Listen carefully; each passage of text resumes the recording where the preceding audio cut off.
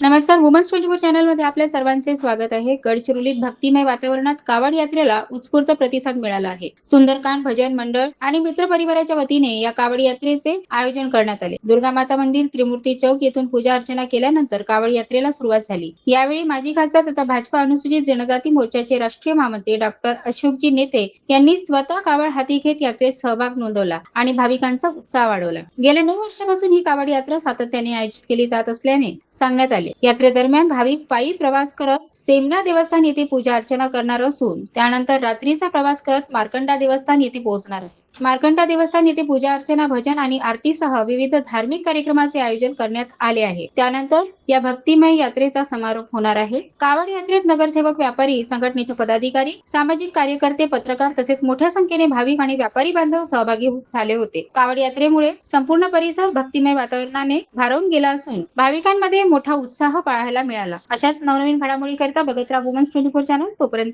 धन्यवाद.